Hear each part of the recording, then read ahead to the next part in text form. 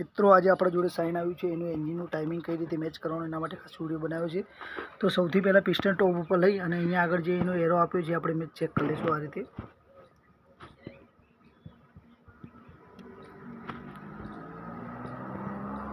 આ જે નિશાની છે એ રીતે કહેવાના મતલબમાં પ્રોપર રીતે દેખાવી જોઈએ કહેવાના મતલબમાં।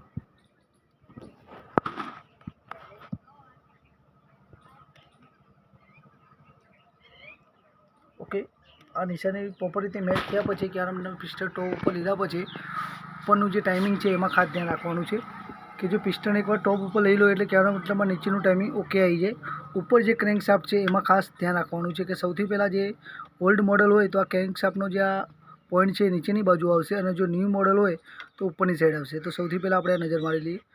તો બાકી ટાઈમિંગ ચક્કર છે એમાં કોઈ નજર મારવાની જરૂર નથી। સૌથી પહેલાં ટોપ ઉપર રાખીને આ રીતે પ્લે રહેવી જોઈએ અને એના પછી જે ટાઈમિંગ છે આ જે નિશાની છે હંમેશા સ્ટોપ ઉપર રાખવાની રહેશે।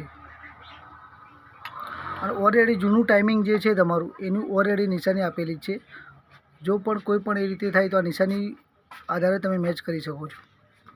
અને એવું કંઈ પણ વસ્તુ લાગે તો કમેન્ટ બોક્સમાં જણાવો।